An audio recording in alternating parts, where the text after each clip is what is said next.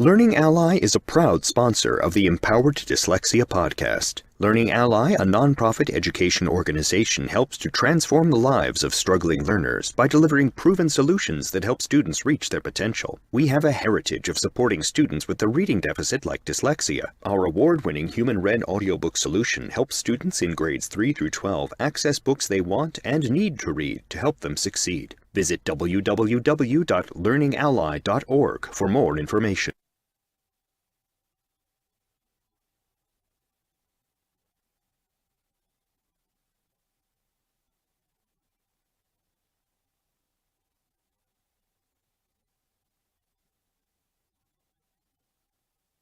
The following content is not intended as a substitute for professional legal advice, medical advice, diagnosis, or treatment.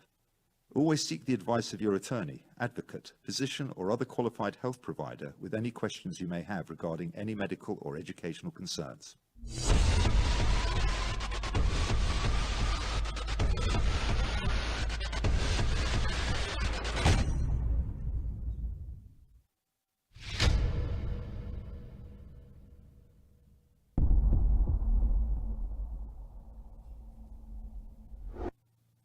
Hello and welcome to Empowered Dyslexia. I'm your host, Stephen Yearout, and on this show, we discuss dyslexia and other related disorders. We discuss research.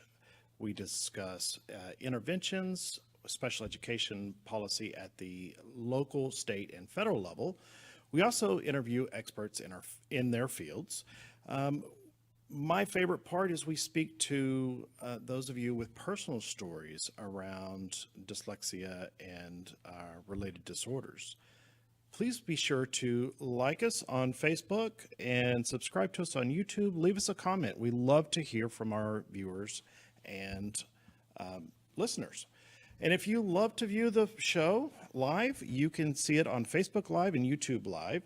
And you can download the audio version on wherever you get your audio apps from, whether it's iHeartRadio, Spotify, Google Play, Stitcher, you name it. If you want it there, we're there. And we have a really good friend of ours, Terrie Noland, returning as a guest today. And we're going to talk about something that is on everybody's mind at this point, which is supporting the needs of our students with dyslexia in a virtual environment. You know, when we're in this COVID-19 era that we're in and everybody's virtual, I know a lot of parents are concerned with, how do I support my child? How do I get them the services they need? How do I make sure that their accommodations are met? And, you know, we have lots of questions coming in around these topics. So, you know, we asked Terrie to come on and let's have a discussion about what do we do to make sure that our children are taken care of and they're able to continue to learn this year. So welcome, Terrie. Well, hold on a second. I can't hear you. You're mute. Yeah, I'm here. Glad to be here, Stephen. Awesome. So, you know, COVID-19 is here. I mean, it's just a fact of life. Most of our school systems are all virtual. And, you know, a lot of our parents are rightfully so. They're concerned with, how do we support our children who have dyslexia in this virtual environment? What do we do? Ooh, that's a big one. And it's not only going to take us this time on this podcast to answer, but it's going to take time over the next days, months, weeks. We'll see how long. I mean, it's continually changing. Back in March, when all of this happened, we scrambled and immediately, and I'm going to tell you what, I dug myself into research and what's happening in schools that have already done a virtual learning environment, only because that was their model to begin with. And what are you doing? What works? And put together a webinar that we did that had over 9,000 people register for that event. And I'm going to tell you what, even it almost became irrelevant 6 weeks later, because the speed at which things are changing and maneuvering and transitioning on a daily basis. So, what we talk about today is relevant right now, but, it could definitely be changing over the course of the next few months. Yeah, I mean, we have to be, this is a very fluid environment or what we've found ourselves in. We have to be flexible as much as possible. And I know that our children really need they need that regiment. They need you're going to get up at this time, you're going to do this, and this is the time that your classes start, and make sure that you're in your class. And like you were saying, it's kind of all out. It changes from minute to minute.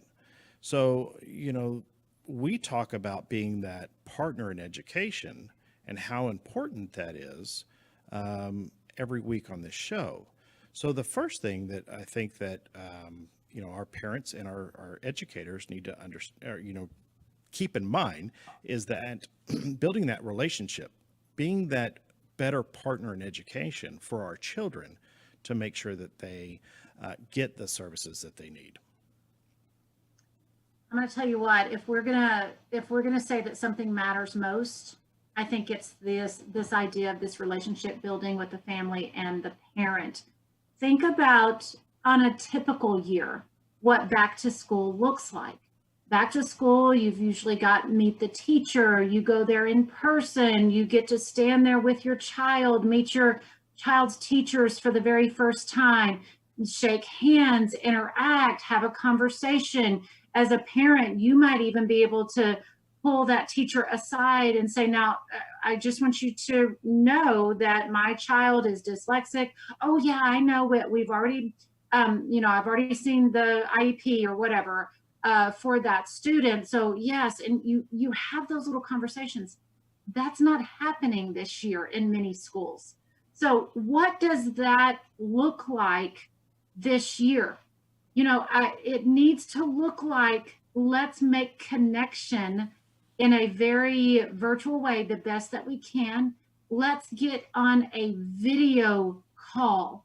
I think it's so important, that personal connection between you, the child, and the teacher, to see each other for the very first time if you don't know them already, if it's a new teacher. So let's talk to one another. Let's hear each other's voices. Let's be able to look each other in the eyes and start there and see what the needs of the child are up front in that very intimate conversation.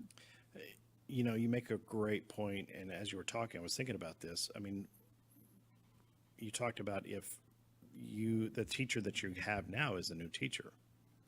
We are trusting the school, the teachers, the administration staff with our children. The one thing that means the most in our life as parents is our kids. And if we're turning them over to somebody that we've never even seen or had a conversation with, that being that partner in education at that point you really can't do that. So I love the idea of getting on a conference call or a Zoom call, whatever platform that you use, and having that connection, having the open lines of communication with the teacher, with the administration staff, and making sure that we're all on the same page and we're all moving forward for the one that means the most is our kids. Yeah, and especially if you've got a student that has learned those skills of self-advocacy, and those are skills that you need to acquire and learn along the way. And I know many students with dyslexia have, they maybe have, there's a portfolio that they've put together of themselves, of what their strengths are, of where they may struggle, of where they need support. And let your child be able to have that conversation with those teachers that they're going to have in school this year, and get the support from the parent as needed. I think it's also important in these meetings to establish what your rules of communication are going to be going forward. You know, and I know a lot of districts, a lot of schools have rules about teachers giving out their cell phone number and things like that. And so, you know, you're going to follow protocol, but are you going to communicate through email? Are you going to communicate through text? Are you going to communicate through some type of an app, or, you know, a remind app, or whatever it is? You need to establish that up front and really be clear between the family, the parent, the student, and the teacher. So there's not this, well, I thought they were going to do this, I thought they were going to do that, and I haven't heard from them. But really be clear about what your communication channels are going to be. Absolutely. Level setting expectation is a huge thing to do. And, you know, I've said this before on the show, when we, my wife and I leave our 504 meetings, we end them with, we want you to hold us accountable as parents. We want you to hold our student, our kids, accountable for being a student. And we're going to hold you accountable for being the teacher and the administration staff. We level set expectations, and we make sure that those communication lines are completely open. Now, you touched on something about self-advocacy. And as you were talking, I was thinking, in this time where we're not sitting face to face with the teachers and the classmates, while that should make it a little bit easier for these children to self-advocate, but I would almost argue that it would make it easier for the child just to not say anything and kind of blend in, and how we need to make sure that we are giving our children the resources to make sure that they understand that now more than ever is when you need to speak up and ask for whatever accommodations that you need to help level set the class and give you the same access to the material that the other children get. I think that's an excellent point about this notion of blending in, because I sit on virtual meetings all day long. Many of you parents, you're in virtual meetings. You know how easy it can be to blend in, and you know, you're communicating through, you know, like schools might be doing Google Classrooms or something. And so it's just another name on my list. It's just another name there. So what are you, the student, what do they need to do to speak up in a conversation, to reach out to their teacher? Here's what I need. And as parents, as families, we probably need to, you know, reinforce, work on this skill with our, not probably, we do need to work, any student needs to learn how to be a self-advocacy advocate. Are you struggling with a homework assignment? Okay, what are the steps? What are the procedures? Do you need to email your teacher? What do you need to do? Don't just be another name on this big list that the teacher has. You must be listening to the conversations that we're having in our household all the time, because every day we're asking those questions. Did you do all your homework? Did you need any help? Did you understand the things? Were you having any issues getting into Google Classroom? You know, you have to be an active participant in this to make sure that our children aren't just, like I said earlier, blending in or not saying anything to make sure that they don't stand out, because they're going to stand out even more now. Yeah, absolutely. So in your preparation for what we're doing now in this environment, what is interventions looking like? What are you seeing?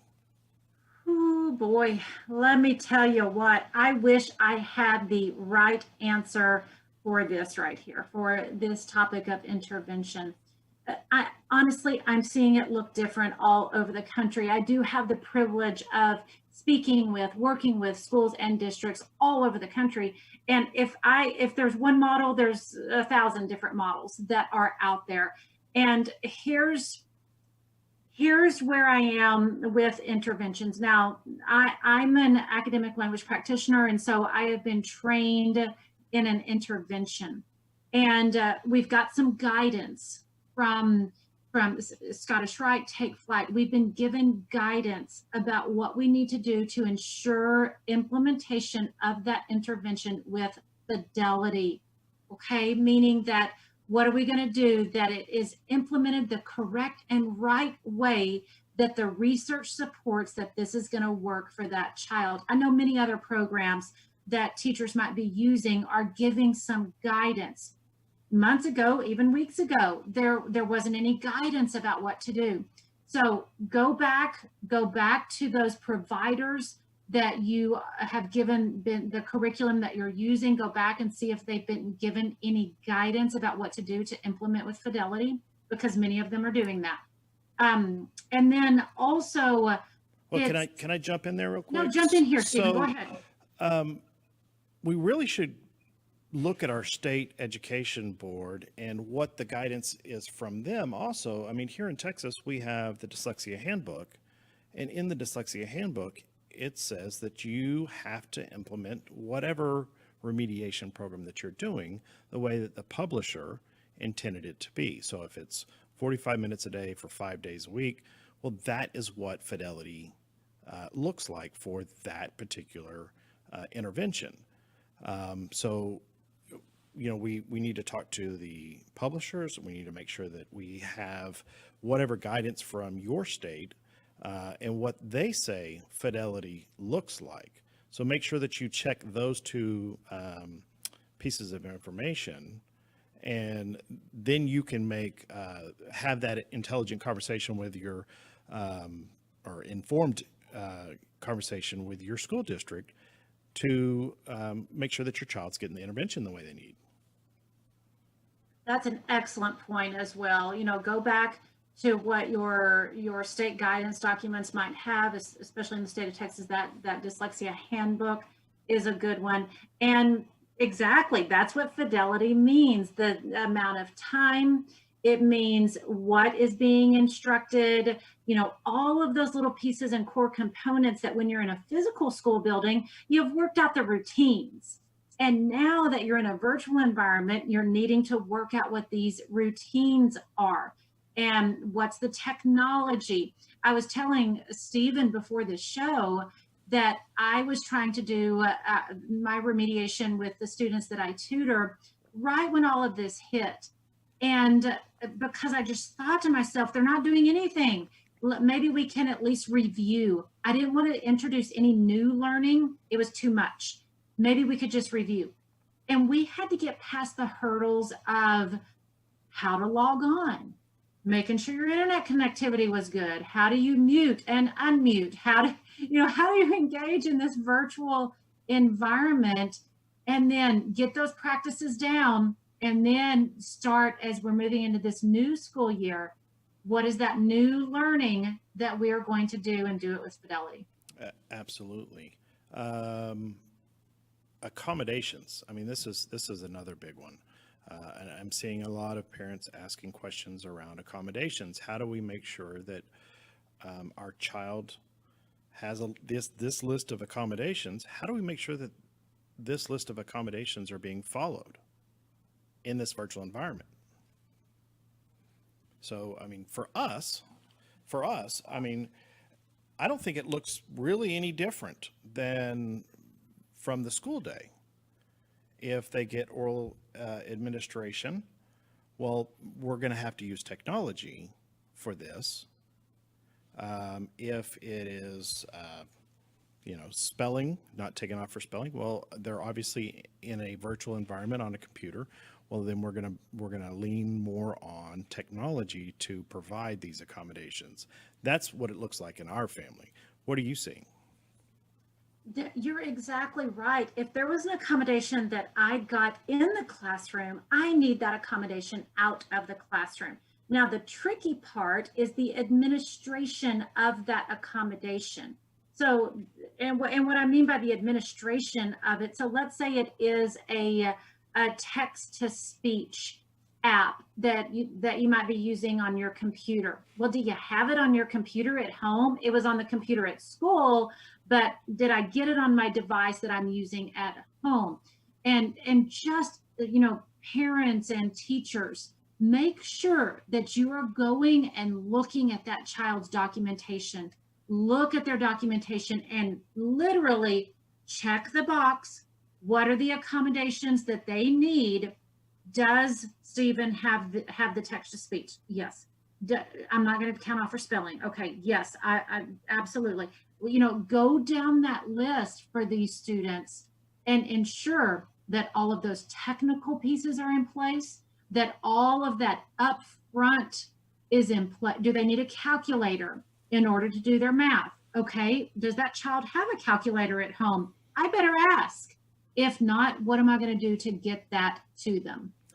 And because we're in a different environment, one of the things that we need to make sure of as parents and as educators is that we're making sure that the child understands how to use these accommodations in this environment. Much like you were saying, if it's spell check, do you understand how to use spell check? Do you understand how to turn it on? Do you understand how to use that text to speech? Do you understand how to get into, this program or that program? We can't just give our children a bunch of accommodations and then not teach them how to properly use them. You are hitting on the definition that is assistive technology. So when we think about the technology that students going to use to accommodate what they need to do in the classroom, it's not just the device. Okay, the device is the one thing, the app is one thing, the tool is one thing. But what we can't forget, it is the instruction on how to use that tool is the second piece and component of ensuring successful usage of any technology tool. This goes for the teachers as well. So teachers, those of you that oh goodness, I don't know that I know how to use a spell check, or I don't know how to use this text-to-speech tool, then you need to get your training in order for you to be able to support that student. Same thing goes for the student and the family. Do you understand the learning that needs to happen around how to effectively use this tool? It's a two-part component. I love that you're calling it a tool, because that's exactly what it is. You can have a toolbox with every tool known to man, but if you don't know how to use them, those tools are useless. They're just taking up space. So let's make sure that the tools that we have, we know how to use them effectively, and we know how our children know how to use them. Therefore, we're removing those rocks or those frustrations out of their way so they can access the lessons just like the rest of the children are doing. Yeah, and what I'll say to that too is, and it takes time. It takes time. It really does. It takes time. It takes practice. Think about you learning any new app, any new, I got a new drill, out there working in the backyard in the shop. Okay, where's the on button? What do I, how do I replace the drill bits? Whatever it is, there's learning that needs to come into play in all of this. So this also comes into expectation as we're all heading back to school this year. As these first few weeks, let's extend not only ourselves as educators a little bit of grace, let's extend some grace to our families and extend some grace to our students, meaning that we got to get time to learn these things before we lay on a bunch of big, heavy assignments. You stole my thunder there. I was going to say the last thing I'll say is grace. We can't expect our teachers to come into something that they were thrust into as far as this environment, this remote learning, and expect them to know how to do everything that they need to do, because a lot of the teachers, they don't know how to use the computer properly. They don't know how to use all of the technology that they're being required to use properly. And it, like you said, it's going to take a little bit of time. So yes, extending grace to our teachers, extending grace to our kids, for that matter, extending them to ourselves, because we as parents get frustrated that, we're trying to get our kids online into these classrooms and trying to make sure that they're getting their work done. And we're getting frustrated because we can't as parents do our job and make sure that they're getting their lessons done. I mean, something that we've done, I mean, that first week of school, there were so many connectivity issues that instead of being upset and frustrated and, making 900 phone calls into the district, I know that everybody is having issues. So what did I do? We spent about an hour trying to get online. And then I shut the Chromebooks and I said, you know what? Y'all go outside and do something. Go play. You know what? We'll figure this out later. It's going to be there tomorrow. If we can't figure it out right now, send an email. Hey, I know you're busy. I know that we're having all these issues, trying to get these things worked out. But, we weren't able to connect. We weren't able to get that assignment. Whatever it is, give them the opportunity to fix it. And it's speaking back to that relationship building, that communication, right? So you've already established what my communication protocol is going to be. We're having trouble. And Stephen, I'm going to tell you, I'll give you some credit for even trying for a full hour, because that's a lot. And it's a lot of stress and it's a lot of anxiety. And even if you would have been able to connect after an hour, I'm flustered already. And, my brain is saying, no, I'm not in a learning brain. I'm in a resistance brain mindset right now. My niece is a teacher, and she, on the very first day of school, how did your day go? What did you do? And she said, all I did all day was reset passwords. So, once again, extend a little bit of grace there. I was having a conversation this morning with somebody from a district that they're already doing MAP set testing, and they're doing this MAP testing remotely, and that's what they were doing there too. They spent almost the entire time trying to get these kids connected and making sure that they were able to use or get into the test.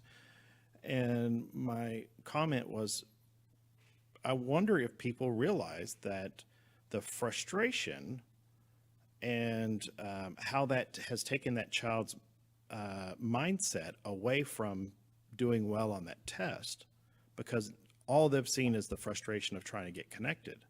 And that's very real. And that's something that we need to work through also. Yeah, and you know what's happening there? So in our brains, we've got this little piece in our brain called the amygdala.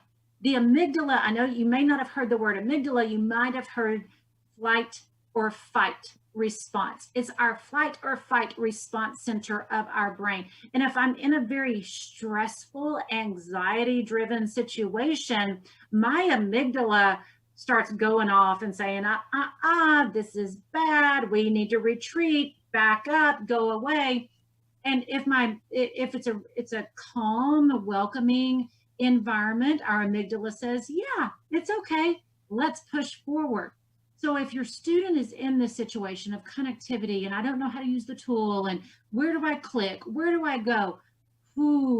That amygdala, that fight or flight response center is in flight mode. And it takes some calming down of our brains in order for us to move forward and push through that. Yeah, I would say that at that point in time, it's okay to shut that Chromebook and walk away from it. Yeah. Walk away from it for a while and then come back and go, okay, let's see if we can get connected again, and let's send some emails and see if there's somebody that can help us. But I'm not going to sit here for hours and frustrate myself and frustrate my kids during this first couple of weeks of school, because we're going to have issues. I mean, it's just what it is. Yeah, and this really starts to tiptoe over into, that social emotional component. I know you and I have talked a lot about that. There's already anxiety. I'm already experiencing that anxiety and that, my shoulders are a little bit raised type of mindset because I don't know what to expect. I haven't met all of my teachers. I didn't get to see my friends. Of course, we're texting, we might be playing games together, whatever, but I don't see people in person. And just so many emotions are popping up for people. So, I think this year, usually at the beginning of a typical school year, we're sinking into school and learning the rules and routines, the first couple of weeks or so. I think it's going to be a longer on-ramp this year. You talked about expectations. We don't know what the expectations are because they change so rapidly during this time. So again, let's make sure that you give yourself grace, give your kids grace, give your teachers and administrators grace. We're all in this together trying to make sure we're trying to make the best of a bad situation. I mean, if we want to be real frank about it. Yeah, we absolutely are. So, whatever your situation is, whether you're in a hybrid situation, whether you have gone back to in-person, I mean, I even think that those in-person classrooms, there's a lot of learning and a lot of leeway that we need to extend there, not just the virtual situations. You could have a teacher that I've got to do my in-person instruction, but then I've got to go and put all of this stuff online for those students that have chosen the at-home option. So you've got teachers too that are almost doing double duty. It's like telling a construction worker, you're out here working, building highways today, but tomorrow I need you to go be a newscaster. I don't have the skills for that. There's a little bit of learning I got to do. Well, even if you go back to in-person, from what I'm hearing from across the country, I mean, that's not going to look like anything that we're used to or that we know what to expect from in person either. No, I mean, we're isolated to our rooms. We eat lunch in our rooms. We've got dividers up. The ways that we walk in the hallways are completely different. We could go the busing, transportation. There's so much I'm going to tell you what, I'm going to do a little shout out to teachers and administrators right now. And, the immense amount of pressure that is happening. And I am personally extending you grace. It's a lot. Absolutely. So, is there anything else that we want to talk about around making sure that our children, have we missed anything that we need to talk about supporting our children with dyslexia in this virtual environment? So one of the things that I always like to bring up, because it's about equity, it's about access, is ensuring that we talked about the accommodations. Absolutely. We've talked about these tools, make sure they're working, all of that, but ensuring that that students with dyslexia, that you are not lowering expectations about the work that they are expected to do in comparison to the rest of your class. So I've talked a lot about the cognitive capability of students with dyslexia and being able to keep up with coursework if given the right accommodations. Access to my books, access to my audiobooks are a key and crucial component of this.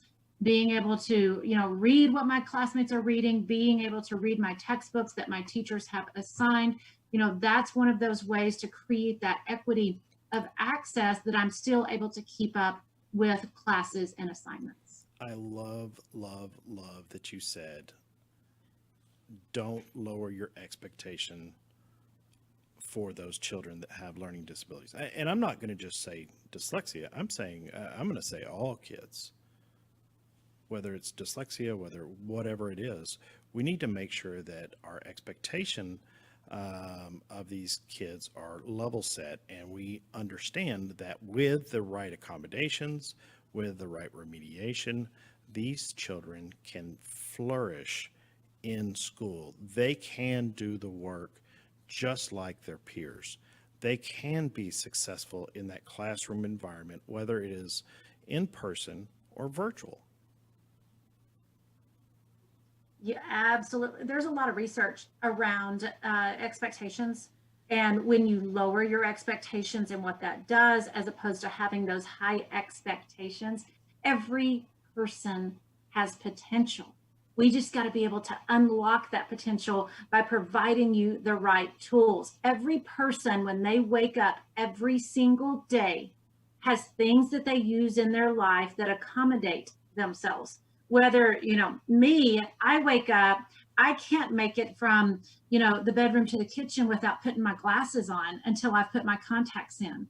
So, that accommodates me. You might drink your coffee. That's your accommodation, So the same thing goes for students with dyslexia, especially in this virtual environment.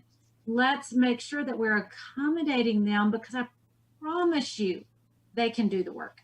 So as we're speaking of accommodations and assistive technology, and I know we talked about this a little bit on a prior show, but if you're in a school district that does not have audiobooks, or your student doesn't get, they have dyslexia or a learning disability and they don't get audiobooks, how does the parent go about advocating to get their child the audiobooks through Learning Ally?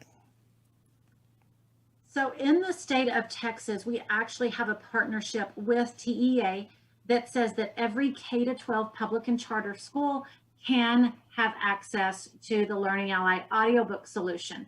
And that's because of some federal funds that TEA has used to pay for this for access.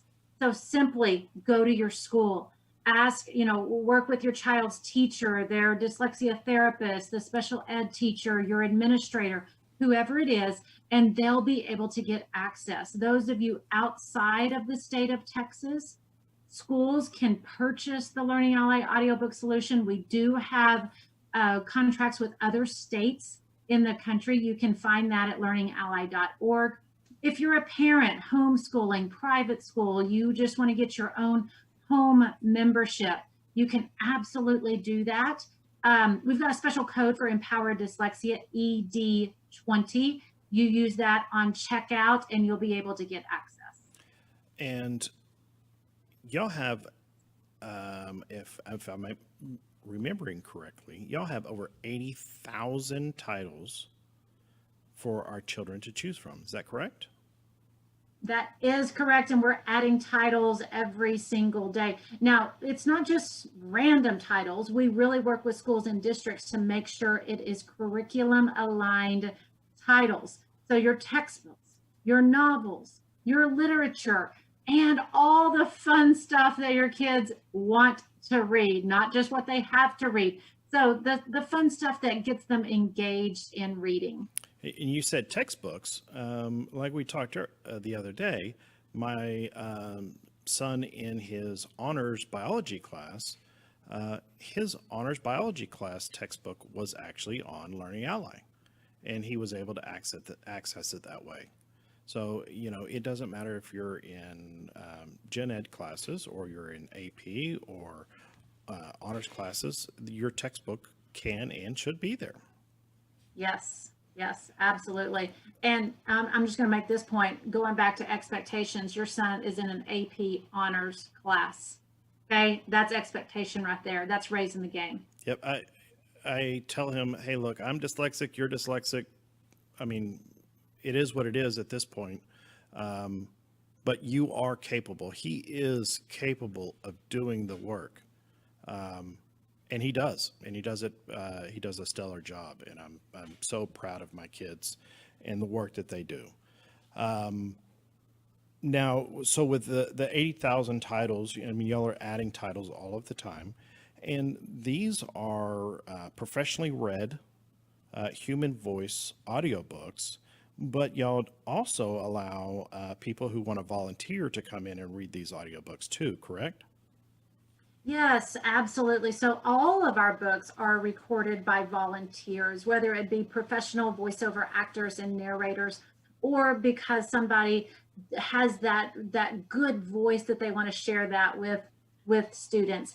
And right now we are looking for Mexican voices, Latino voices, Black voices, because what we like to do is we really like to to match the voice and the tone and the texture of the book with the right voice, tone, texture of that reader. And we're really trying to build up our collection in, with all of these diversity of voices. The voice is, hearing voices is an amazing thing, how that actually, that connection with, with ourselves, when we hear that soothing voice that we can connect to. I mean, think about a child hearing their parent's voice and they immediately stop crying. And will you tell the story about the conference that the person heard somebody talking and they were in the back row? Yes, yeah, it's one of my favorite stories. So we had an individual, his name is Hobie Wedler. Hobie is an amazing man. He's blind, and but he's got his PhD in physics or something. I don't even know the right thing. I mean, he has just done incredible work. So he was giving a presentation about what access to audiobooks meant for him through his his career of education. So he's delivering this speech, this talk to some volunteers. And there was a lady in the back of the room that had raised her hand. So somebody had called on her to ask her question. And she asked her question. And before Hobie answered, he said, "You're the woman that read my college physics book." And he immediately recognized her voice. And he talked about the power of that. And there went a dry eye in the room, let me tell you, because he couldn't see her. He never saw her while she was reading the book, but he knew her voice. Wow, that's very touching. I mean, that makes me think, because when my wife was pregnant, I always talked to her stomach with our and I was all constantly talking to my children, my boys, whenever she was pregnant. And to me, it kind of takes me back to when Asher was first born. He was sitting there crying and crying and crying. And I went over there and I said, "Hey, Asher, it's your daddy." And he immediately stopped crying. And that's what I kind of equate that to. It brings me back to that moment. It does. It does. Power of voice. Power of voice. It's so good. And I'm going to relate this to this virtual environment. Is teachers need to hear their students. Students need to hear the voice of their teachers. Parents need to hear the voice. It's just, email is great, right? Email is a good, quick way to communicate. But hearing and speaking to one another, that's where connection happens. Yeah, there's a lot of stuff that is lost in context if you don't hear what they're saying and how they're saying it. Terrie, thank you so much for coming on. I mean, this is such an important topic for our parents and our students right now to understand how to access their school lessons, their accommodations, and in a time where everything is up in the air, we all have questions. So I really appreciate you coming on and helping us kind of dive into what is it that we need to make sure that our dyslexic students are successful in this virtual environment. Happy to be here. Happy to be a part of the Empower Dyslexia podcast. Thanks, Stephen. Thank you. Please be sure to make sure that you like us on Facebook, subscribe to us on YouTube, leave us a comment. We love to hear from our listeners and our viewers. Again, you can watch us on Facebook Live or YouTube Live, and you can download our audio podcasts from any of your favorite apps. You can see all of them on the screen if you're viewing this: iHeartRadio, Stitcher, Spotify, Google Play. If you have the app, we're there. And at the end of every show, we like to recommend that if your student is struggling in school and you think that there's a possibility that your child has a learning disability, don't wait. Start the testing process. You'll be glad to understand, or you'll be happy to understand what is your child's facing and how we're going to be able to give them the supports that they need through remediation and accommodations. The process is fairly simple. We have some templates on our website at www.empowerdyslexia.info. You can download these templates, put in your information, turn them into your school counselor, and that gets the process started. You'll be happy, and to understand, your students will be happy because they'll understand that what is going on, why are they struggling so much in school, and we'll make sure that we'll then get them the remediation and accommodations that they need. Thank you so much for tuning in. Your support for Empower Dyslexia is unbelievable. And until next time, we'll see you then. And here is a word from our sponsors.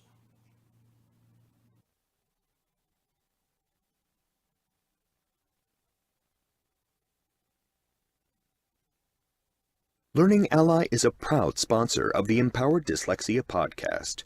At Learning Ally, we are always looking for new ways to engage readers struggling with a reading deficit like dyslexia and help them work to their potential. Visit www.learningally.org to learn about the Learning Ally audiobook solution, including which of your students are eligible for access. If you live in Texas, we have great news. The Texas Education Agency provides access to the Learning Ally audiobook solution for all K-12 public and charter school students with reading deficits. Get started today by visiting www.learningally.org/Texas.